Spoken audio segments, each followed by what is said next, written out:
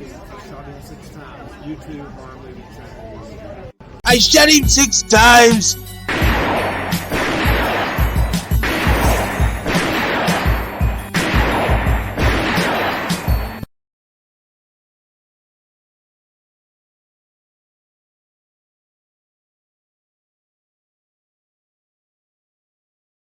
What's going on, horror fanatics? Welcome to I shot him 6 times.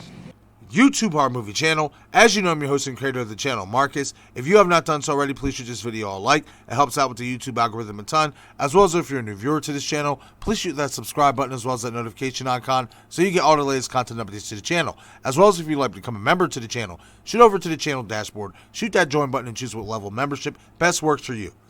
Okay, everyone, so in this video, I'm going to be giving you guys my Halloween franchise rankings from worst to best. As you are all well aware, this is my favorite franchise in the horror genre, and I'm really excited to get into these rankings and give you guys my thoughts and opinions on each and every film and why I ranked them the way I ranked them. So without wasting any more time, let's get into the ranking.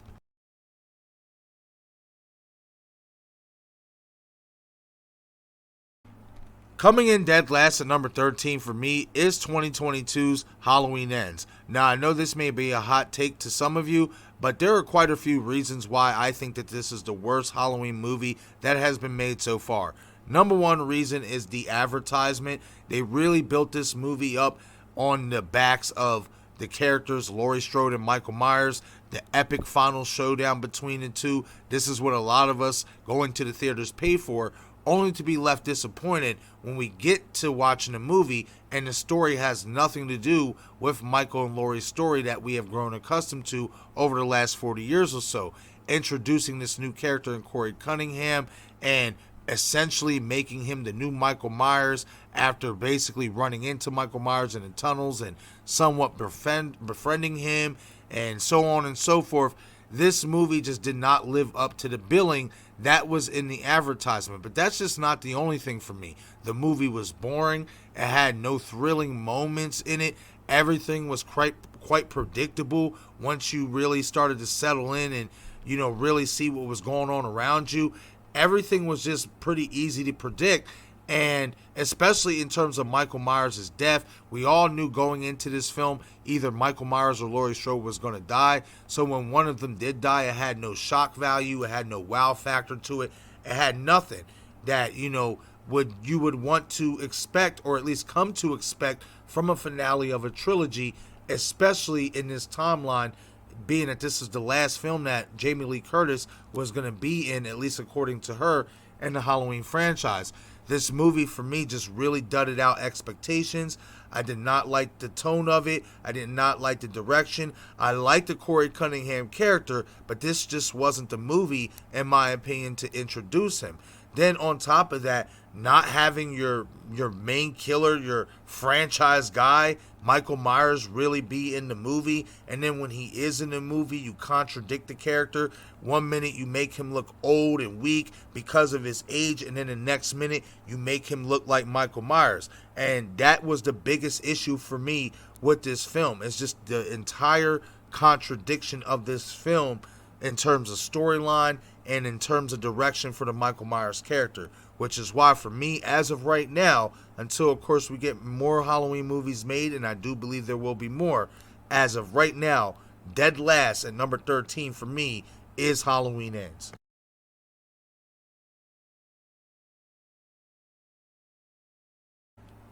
Coming in second to last at number 12, and if you wanted to make this movie the 13th worst movie in the franchise, ranking it dead last, I would not be mad at you at all, and I would understand that.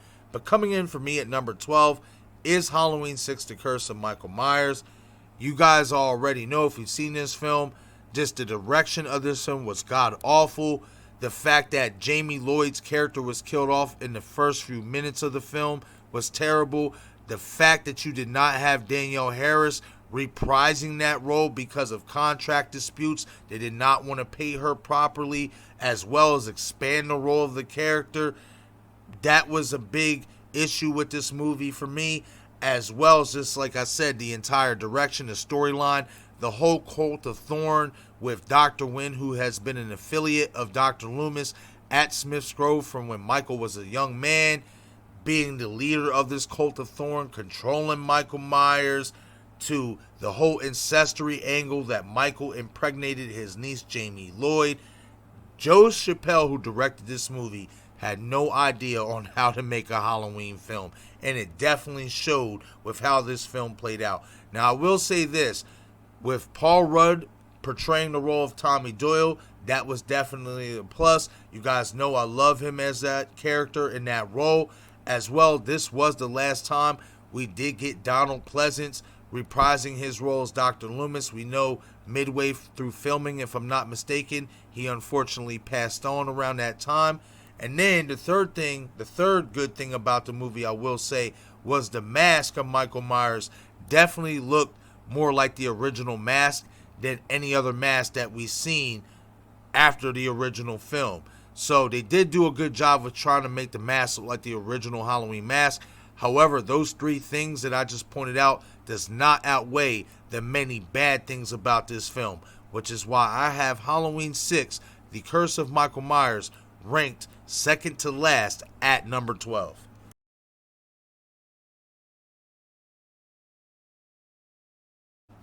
Coming in at number 11, and if you really wanted to also put this dead last at number 13, I would not be mad at you for doing so. But coming in at number 11 for me is Rob Zombie's Halloween 2. As we are all well aware, Rob Zombie did 2 Halloween films. He remade Halloween 1978 in 2007, and then he followed this up with a sequel in 2009. And much like his remake that he did in 2007, I just felt like Rob Zombie's style was entirely too over the top for a Halloween franchise or for a Halloween movie. Entirely too brutal and too aggressive. It definitely took away from the mystique and the mysteriousness of the Michael Myers character and the ambiance of what a Halloween film is supposed to feel like. I absolutely hated the hobo look on Michael Myers. I did not like how half of his mask was ripped off to where you can see his face and his beard and everything else. I just did not like that. Again, it just took away from what the spirit of a Halloween film is supposed to feel like. Now, I will say I did like Scout Taylor Compton as Laurie Strode. I liked how they basically touched on her trauma and how she was essentially batshit crazy in that movie. I also love Danielle Harris's role as Annie Brackett. That's one thing I will give Rob Zombie credit for, is bringing Danielle Harris back into the Halloween franchise. Even though it wasn't as Jamie Lloyd, the fact that she was able to come back into the franchise was really a great thing to see. As well as Brad Dourif portraying the role of Sheriff Brackett. I thought he did a really good job, especially adding layers to that character that we did not get to see in John Carpenter's version of the original Halloween film. However, much like I said about Halloween 6, those positives don't outweigh the negative. The whole Michael Myers seeing his mom with the white horse in his head, it's all part of his imagination. Again, another thing that was really over the top for me. But what really took the cake for me, and you guys know I am a massive Dr. Loomis fan. The fact that Rob Zombie made Dr. Loomis heel Loomis, that's a wrestling term for bad guy if you guys are not aware of that. But the fact that Dr. Loomis was a heel in this movie, and he was basically portrayed as just this money-hungry doctor who was trying to profit off of the pain and, you know, the murders of Michael Myers and everything else. I absolutely hated that. I respect that Rob Zombie tried to get different with the character and didn't want to make it so much like Donald Pleasence's version of Dr. Loomis, but there's other ways that you can do that without absolutely destroying and tarnishing the legacy of that character. And in my opinion, that's exactly what he did. Now, I'm not going to say he tarnished the Dr. Loomis legacy, but he did definitely put some wrinkles in it, in my opinion, with having Malcolm McDowell portray Dr. Loomis in that way, which is one of the many reasons why I rank Halloween 2, Rob Zombie's version, at number 11 on my ranking.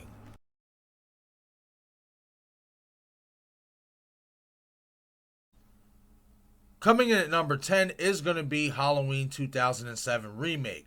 Now, for much of the same reasons why I dislike Rob Zombie's Halloween 2, It's the same reason why I dislike this film. Just too grunge, too over the top.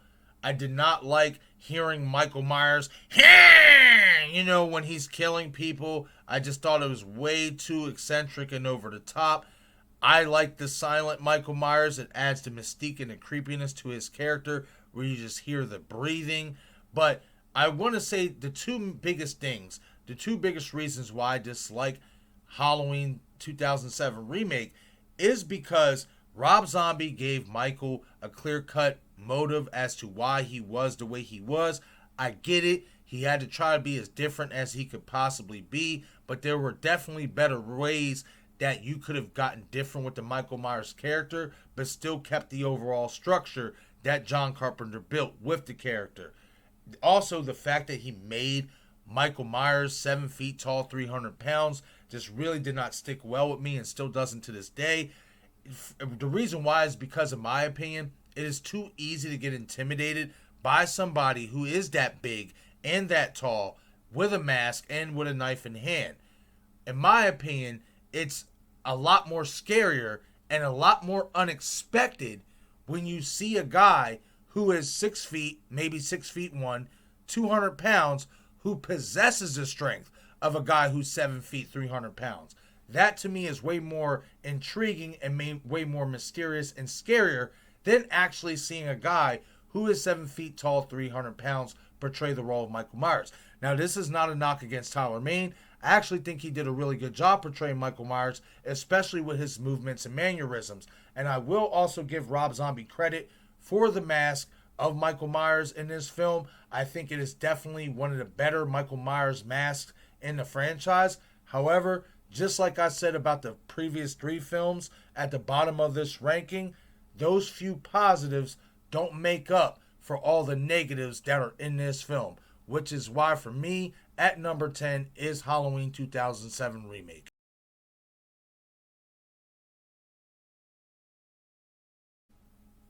Coming in at number 9, and this may be a surprise to many of you because I'm actually sure many of you might actually have this sequel ranked dead last at number 13, and again, I would not blame you for doing so.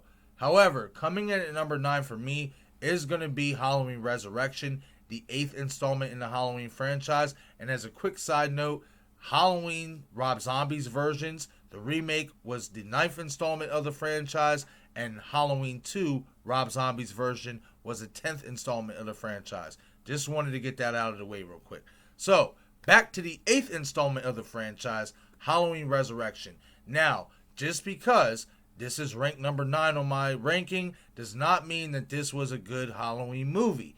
This was another dud of a Halloween movie, as we actually got the death of our final girl, Laurie Strode, in this film. This had the fandom going out of their mind.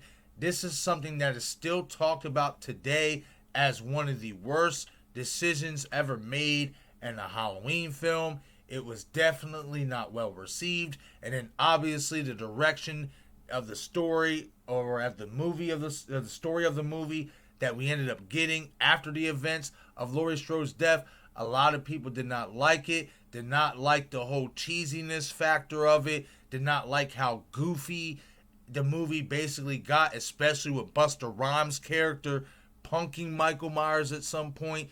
The mask was god-awful. It was one of the worst masks in the entire franchise. So Halloween Resurrection, much like the other films that are ranked below it in my opinion, definitely has a lot of negatives, and by any stretch of the imagination is not a good Halloween movie.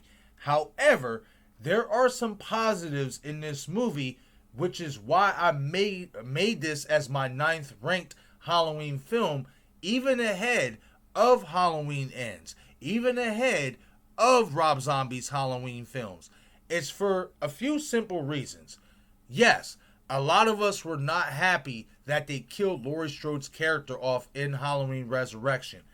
But in terms of shock value and creating a moment that will last forever to the point where we are still talking about it 20-something years later, you gotta give them points for that because it was a shocking moment. We did not expect to see that happen, especially in the beginning of the film, which is why I give this the nod over Halloween Ends, because of the unpredictability. I said it about Halloween Ends. We all were going into that film knowing either Laurie Strode was going to die or Michael Myers was going to die. In Halloween Resurrections, we had no expectation of that. We had no thought or expectation that one or the two were going to die in this film, which is why Laurie's death definitely hit home with a lot of us, because we simply did not see it coming. So you have to give this movie points for creating a moment that will stand the test of time, in my opinion.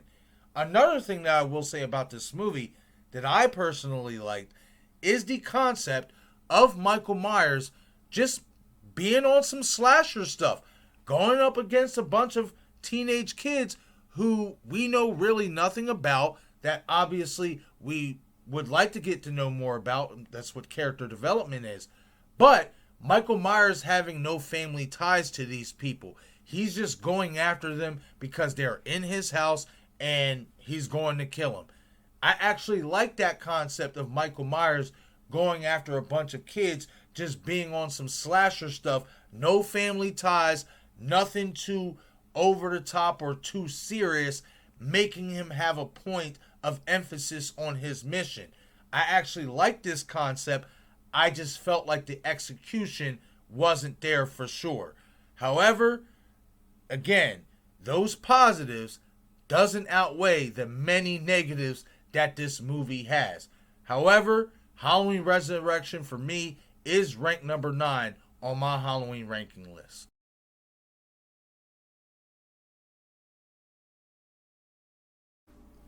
Coming in at number 8 is going to be Halloween 5, The Revenge of Michael Myers.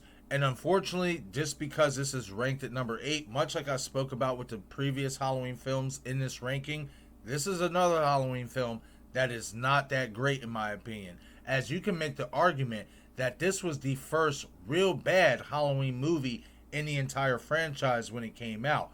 As in my opinion, being the fact that we got new directors and new writers as opposed to Halloween 4, they just could not capitalize on the momentum and the success of Halloween 4 in this film. They went in a completely different direction than what I believe Dwight Little and Roy B. McElroy decided to go with if they were to do Halloween 5. These new writers and director just completely did a complete 360 with our characters. You had Jamie Lloyd being mute for most of the movie, which was a big fuss in the fandom. Rachel Carruthers, her foster sister, our second final girl in Halloween 4, getting killed off within the first half of the movie. Not even the first half. You can argue the first 15 to 30 minutes. That was a big issue with the fandom, and that still is to this day. Just a lot of things that this movie did that just completely did not make any sense compared to what we got in Halloween 4, at least in terms of what direction they could have went in terms of picking up from Halloween 4.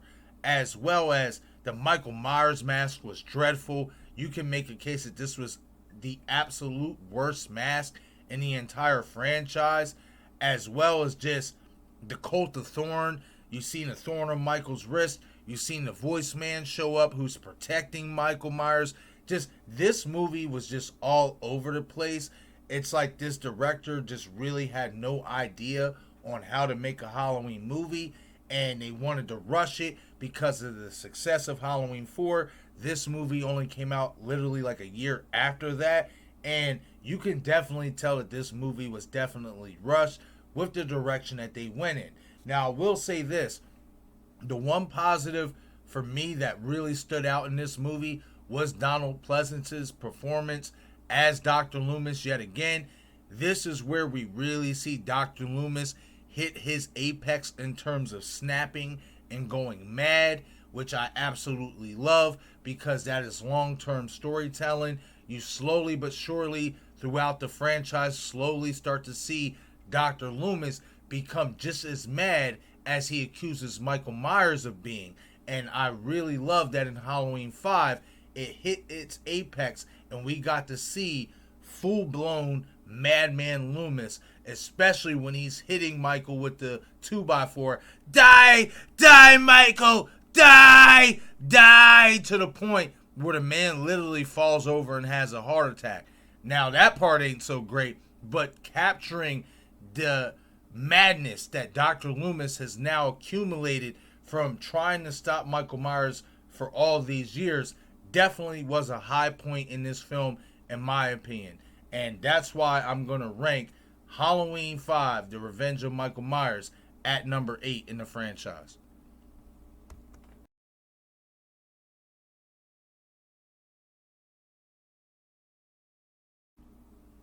Coming in at number 7 for me is going to be Halloween 3, Season of the Witch. Now, much like many of us, when I first watched this movie, I definitely did not like it. I was really disappointed and confused because when you see a Halloween tagline in terms of a film, you think of Michael Myers.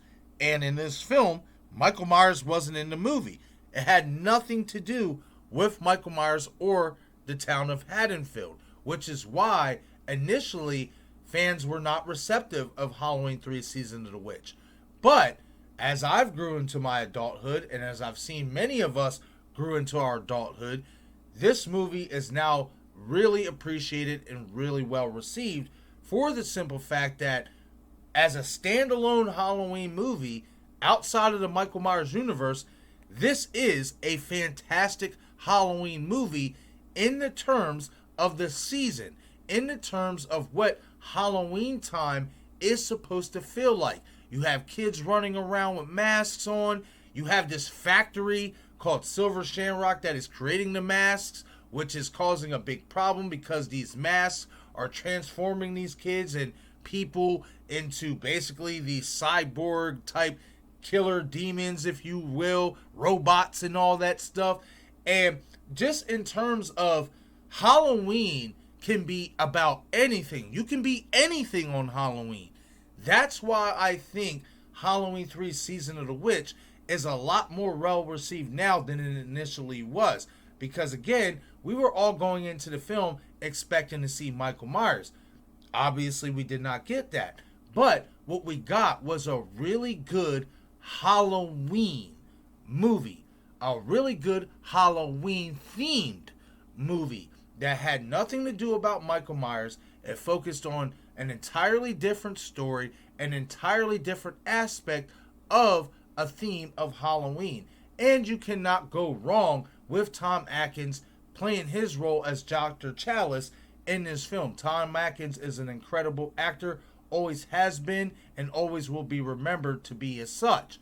As well as, I want to point this out as well, why this is going to be well more received then, in my opinion, Halloween Ends would be well more received down the line. Because I see a lot of us here are thinking that Halloween Ends is going to garner the same respect and love that Halloween 3 Season of the Witch has garnered. I personally don't believe that. And the reason why is because Halloween 3 Season of the Witch found a way to get different with a Halloween movie without having to have Michael Myers in it.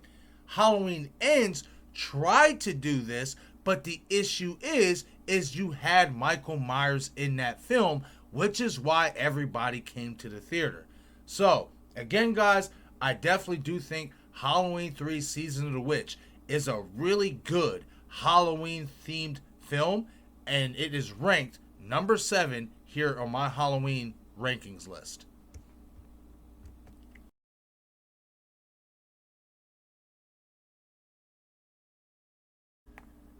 Coming in at number 6 for me is going to be Halloween Kills. Now, I know some fans had mixed reviews on Halloween Kills, and that's okay. You're entitled to your opinion. Me, personally, I think this was still a pretty good Halloween movie.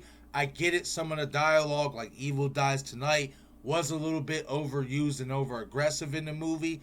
However, I still really enjoyed this movie. I enjoyed seeing Michael unleashed in a brutal fashion, but not super brutal like Rob Zombie's. The reason why I point that out is because, in my opinion, Halloween Kills, when Michael is killing people, you get to see Michael really portray his murders as a sign of art. We all know that Michael likes to posture the bodies as some type of art form, some type of way of art. He treats it as like a painting, if you will. And that's why I really like Halloween Kills brutality, because they didn't take that aspect from Michael away. They still let Michael be Michael. They didn't make him over aggressive and over the top, but they definitely did make him more violent in this movie. As well as I absolutely love the opening to the movie, the reenactment of Halloween 1978, Tom Jones Jr. as Dr. Loomis, that nostalgia, it was incredible. It is a monumental moment in the Halloween franchise, in my opinion, that I will never, ever, ever forget. I absolutely love the Halloween 1978 reenactment. As well as, let's talk about the masks. You know, Michael's mask kind of got some burntness on it, but they still basically kept it as it was in Halloween 2018. The mask looks great.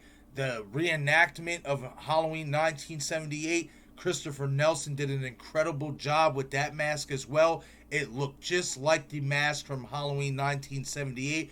It was a pure thing of beauty. Just going back and rewatching it, I could almost drop a tear watching that. As well as the storytelling. You know, Michael is the essence of evil. Laurie thinking after all this time that it's always been about her, but Hawkins cluing her in, saying, no, it was never about you. He's just a boy trapped. He's a boy trapped in a man's body with the mind of a monster, and he just wants to go home. Like Lonnie says, everybody he's killed on his rampage leads a direct path to his house. Michael just wants to go home. He has no target. He's not after Laurie. He doesn't care. It's just anybody who's in his way, they gotta die because they're in his way from going home. And me personally, I actually like that a lot about the Michael Myers storyline, about the Laurie Strode storyline. It further puts a stamp on that Michael Myers is a killer without a target. He has no motive. There's no reason to why he does what he does. And I absolutely love that. Which is why, for me, Halloween Kills is going to be ranked number 6.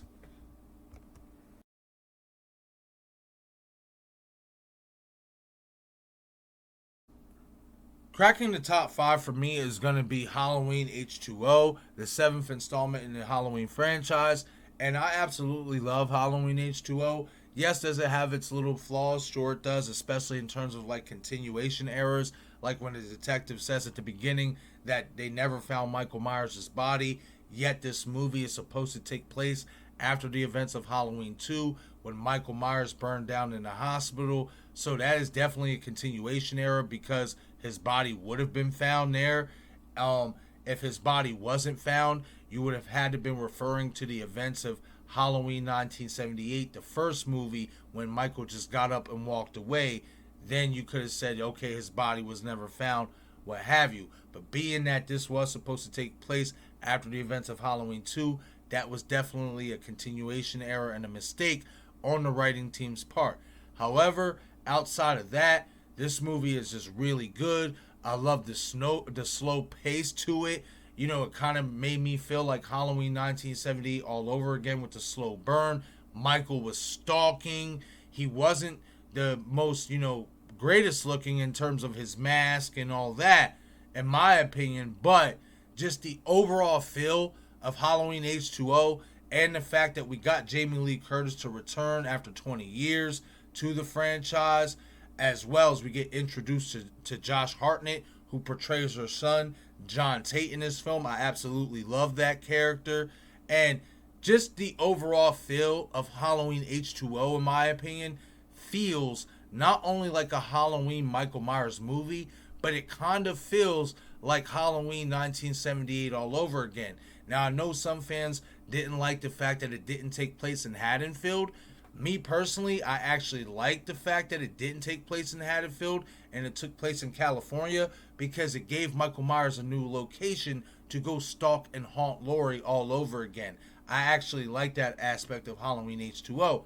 And then, of course, the shocking ending to Halloween H2O, where Laurie chops off Michael Myers' head.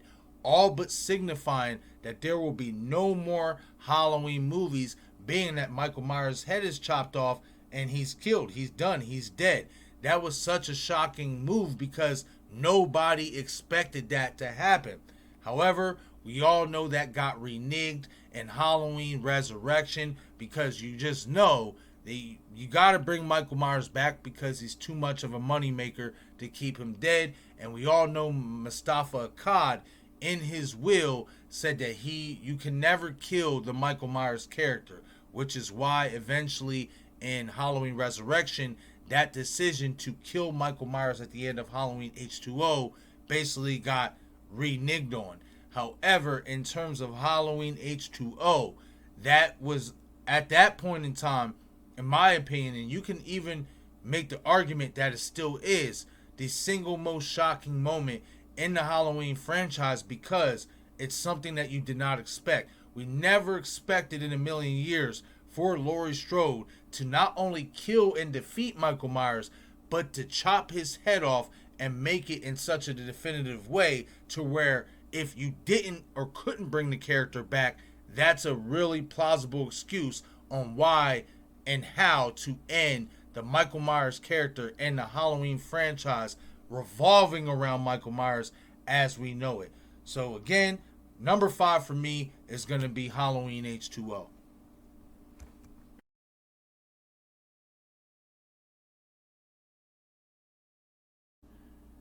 Coming in at number 4 is going to be the original Halloween 2. I absolutely love this movie. I think it's one of the best sequels to a follow-up iconic hit ever made. Now, some of you will question and say, oh, well, then how is it not number 2 on your ranking? It's not a knock against Halloween 2. I just like the 2 films that I have ranked above it a little bit more. However, Halloween 2 definitely is a really good film in my opinion. I love the hospital setting. I love how Michael makes his way over to the hospital to finish the job on Laurie. I love the fact that Dr. Loomis gets more screen time in this film as opposed to Laurie. I know that some fans didn't like the fact that Laurie Strode was cooped up in a hospital bed, so we didn't get to see much of her. However, me personally, I actually enjoyed that because we got to see more of Dr. Loomis, and I felt like, especially in terms of storytelling, that was better for Halloween 2 instead of focusing on Laurie Strode being cooped up in a hospital bed where she can't do much of anything but dream flashbacks and visions of her younger self visiting Michael in the hospital, and at least in Smith's Grove, because we all know we got the reveal in this movie that Michael Myers and Laurie Strode are siblings. Now, I will say, after time went on, that is one aspect of the film I don't like, and the reason why is because it humanizes Michael a little bit more than what I'd like him to be humanized. I get it that he is a human being, but I also like the lines being blurred. Is he human? Is he not human? Is he supernatural? I like that. And the fact of making Laurie his sibling kind of took a little bit of that away from me. However, overall, I feel like Halloween 2 is just a really good movie. Michael, the mask is okay. We know how that happened with the mask kind of being a little stretched out. It stretched out on Dick Warlock's face. However, Dick Warlock did a really good job portraying the role as Michael Myers. I felt like the cast was really good. You had Leo Rossi, Lance Guest. Obviously, Jamie Lee made her return. We had Charles Cypher for a little bit make his return as Sheriff Brackett for a few scenes. We also got introduced to some new characters as well with Mrs. Owls, all the other nurses. It was just a really good, well-paced, well-placed in terms of setting movie, in my opinion. I know some of us might have liked the setting to take place more outside for Halloween purposes, but me personally, I absolutely love the hospital setting because it is super creepy, in my opinion, especially when Michael Myers is walking up and down them halls and people are just barely missing him walk through certain exit doors. So again, for me, coming in at number 4 is going to be the original Halloween 2.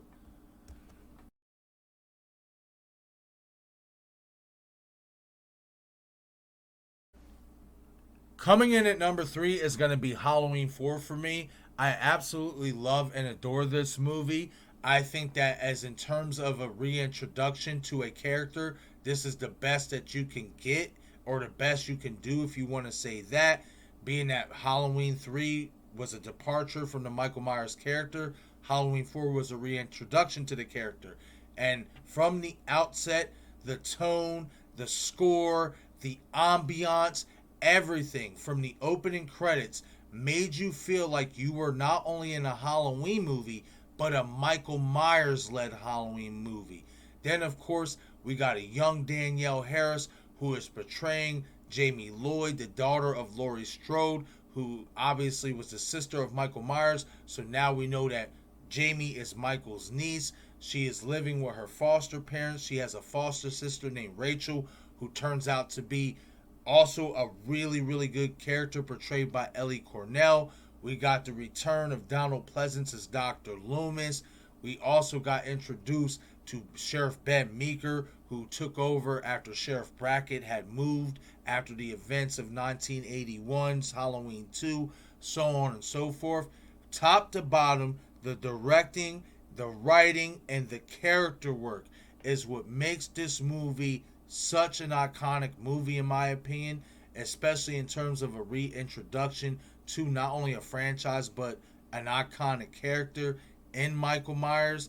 I again absolutely love Sheriff Ben Meeker, because I think, like, in terms of Ben Meeker's sheriff character, we got a lot more story and a lot more background with him than we did with Sheriff Brackett in the original. Him and Loomis's chemistry and relationship was a lot better, in my opinion. The dialogue, I love it when they get to the police station and Sheriff Meeker's like, they wouldn't have went down without a fight, and Loomis says they didn't know what they were fighting, and Meeker responds with, "What is he? Tell me, what the hell are we dealing with?" And Loomis responds by saying, "Evil." I absolutely love that type of dialogue because it captures the essence of what Michael Myers is. This is why I love the original Halloween 78 so much, and I'm going to talk about it when I get there. But that dialogue, hyping Michael Myers up as this unstoppable force of nature, is what I grew up with in the original Halloween 1978. So for them to recapture that in Halloween 4 was nothing short of spectacular to me. Now, was it perfect? No. Was the mask pretty bad in this movie? Yeah, it was a little bit bad, but it was manageable. And the way they went about him getting a new mask was definitely acceptable and understandable, because being that we are picking up from the events of Halloween 2, his original mask would have been burnt to bits. So he would have had to get a new mask for sure. One thing I will say, though, that I wish they would have capitalized on in terms of Michael's appearance is making him look a lot more burnt.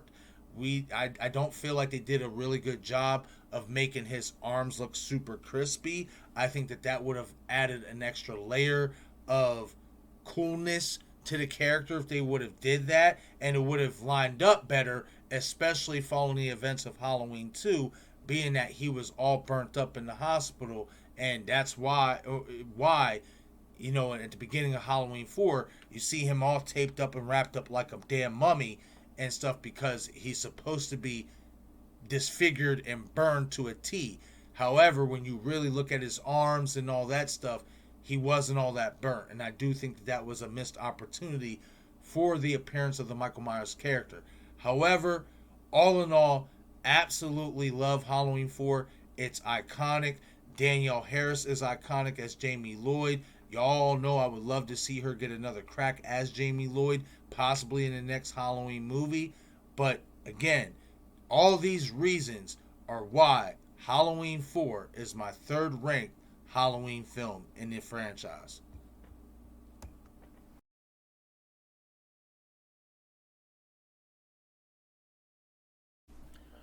Coming in at number 2 for me is Halloween 2018. And originally I would have had this as my number 3 or number 4, which is still obviously very high. But after rewatching it multiple times within the last year, and giving it some more thought and just the way I feel about it, to me, this is the second best Halloween movie in the franchise. And for obvious reasons, this movie, in my opinion, feels like the closest to Halloween 1978. It's Halloween. This, the overall tone, the pacing, the ambiance, the cinematography, the overall job that they did with this film feels like Halloween 1978 all over again. From the opening, when Michael is reintroduced, we see him at Smith's Grove.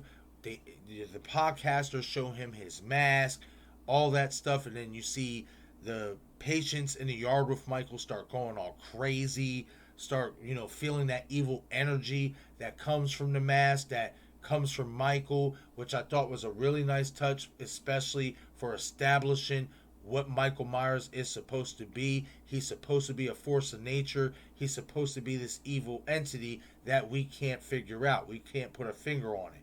So really nice touch in that opening scene. Of course, the opening credits, the orange lettering, the iconic Halloween theme with the pumpkins, showing the cast and crew and all that. Amazing. It feels like Halloween 1978.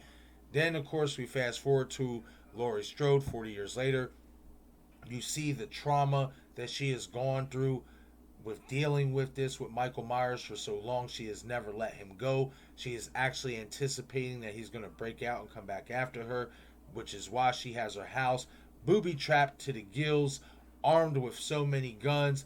Very Sarah Connor-esque. She is on her badass mode, if you will, ready to fight Michael Myers one last time if she has to, which I think is obviously a really nice touch to put that character in that type of way and in that type of light, because after 40 years of really holding on to this, you have to at some point got to stand up and defend yourself, right? And I definitely do think that they really did a good job with making Laurie's character strong and aware in that regard. Then obviously we get introduced to her daughter Karen and her granddaughter Allison. You see the effects it has on them, Laurie's trauma, especially Karen, because Laurie actually dealt with alcoholism, which caused Karen to be taken away from her. So you see that in their relationship, that there's love there, but there's obviously estrangement because Laurie's trauma has always been a big weight on Karen. And Karen wants to see the world as a loving place that is not all about the boogeyman. And even Allison kind of in so many ways is like this as well, because she even tells Laurie to forget about Michael Myers in the movie and let him go. But we all know that Laurie just cannot do that until she knows basically he's dead. Then obviously we get Michael breaking out. His doctor is the one who helps him, which in this case, because the doctor is not named Dr. Loomis, which doesn't tarnish the Dr. Loomis legacy, I can get down with this doctor being shady and actually helping Michael. And that twist actually has grown on me with Dr. Sartain. I actually like that twist a lot, because a lot of us going into the movie, when we get introduced to Sartain, we look at him as a doctor. We look at him as another Dr. Loomis. He's going to actually try to help prevent Michael from getting out. But this time around, it's a completely opposite. He wants to see Michael Myers out because he wants to see what pleasure Michael gets out of killing. He wants to feel what Michael feels in his own sick way. This is his fascination with the Michael Myers character. So definitely a nice twist there. We get introduced to Deputy Hawkins, who later on in the franchise, or at least in David Gordon Green's trilogy, has a bigger role in what happened in 1978 in terms of putting Michael back in Smith's Grove. We get introduced to this character. He's a really good character. Really like Deputy Hawkins. And then obviously so many homages, so many nostalgic feels, from Michael killing Mrs. Elrod, from Michael throwing Laurie over the balcony, which is an homage to Halloween 1978 when Loomis shoots Michael off the balcony only for Michael to get up. Laurie obviously gets up. Then, of course, we had Nick Castle redon the iconic costume for a scene when he's looking at Laurie through the mirror in a room and then Laurie's looking at him through the window and shoots.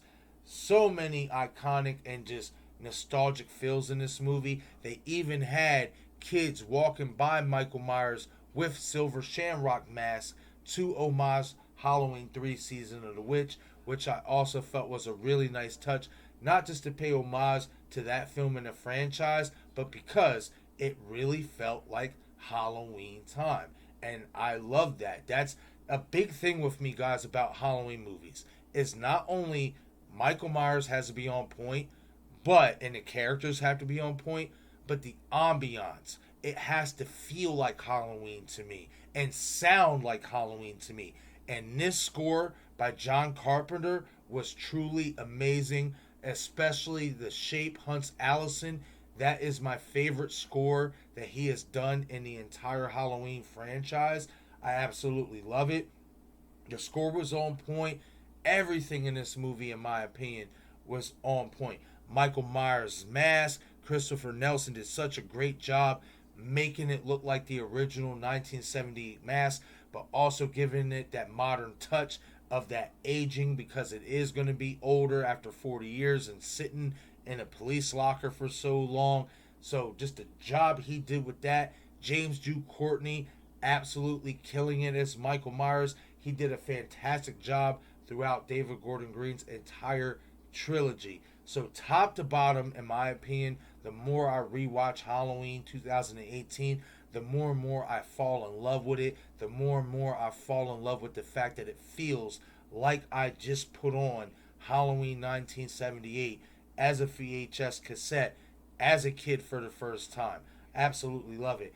As well as, before I move on to my obvious number one ranking, I also want to point out why Halloween 2018, in my opinion, deserves number 2 ranking and is number 2 ranking outside of all the other things I just mentioned, is the fact that Halloween 2018 is the reason why we are getting new Scream films, why we are getting a Jason TV show, why there are now talks of Freddy Krueger making a comeback. Halloween 2018 did that, and that has a lot to play into to the genre of horror, especially in impact. The impact that Halloween 2018 had at the box office is what motivated these other studios to say, okay, we're bringing the iconic slashers back. So in my opinion, all these things that I've mentioned here, especially from an impact standpoint in terms of giving us our iconic slasher franchises back, Halloween 2018 is my number 2 favorite and best Halloween movie in the franchise.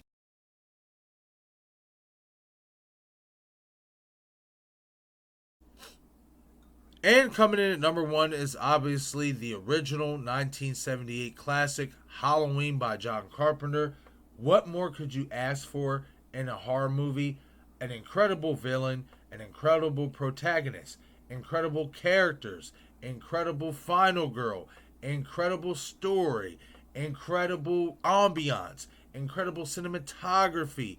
Everything that you could ask for in a horror movie, you got it signed, sealed, and delivered in Halloween 1978, especially from a storytelling standpoint.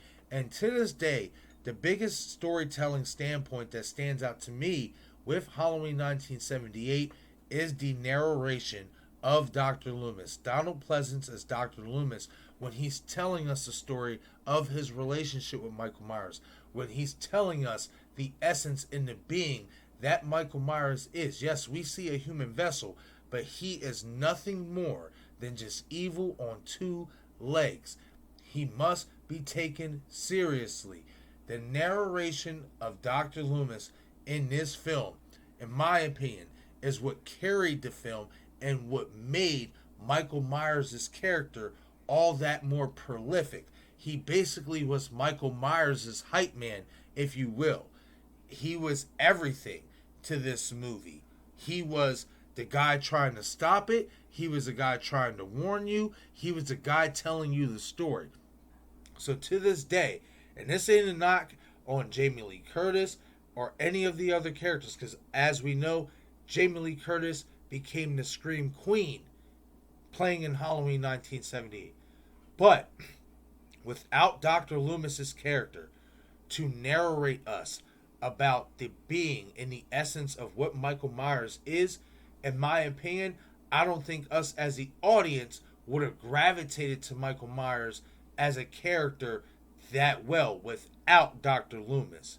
You know, Dr. Loomis played a really big part in getting the Michael Myers character over in terms of making him feel like a real life boogeyman to the audience. And then, of course, just everything. Like, you had Nickcastle portraying Michael Myers, that iconic walk, this stalk, everything. Like I said, this movie literally has everything that you could want. And much like Halloween 2018, Halloween 1978 inspired slashers, iconic slashers, like Friday the 13th, like maybe even a little bit A Nightmare on Elm Street. Halloween 1978 was the rocket put on the back of the horror genre when it comes to slashers, especially when it comes to masked killers. With that being said, being that Halloween 78 was such a hit that it spawned 12 other films in the Halloween franchise, and the fact that it inspired other iconic horror franchises in the genre in general, this is why, in my opinion, number one goes to Halloween 1978, and I don't think it's not even close, and I don't believe there will be another Halloween film that could top the original 1978 Halloween film. But okay, everyone, that is it for this video. Leave a comment in the comment section below and let me know your list of rankings for the Halloween franchise. Once again, this is I shot him 6 times! YouTube Horror Movie Channel. I'm your host and creator of the channel, Marcus. Be sure to follow me on Instagram, Twitter, and Patreon. Thank you all for watching.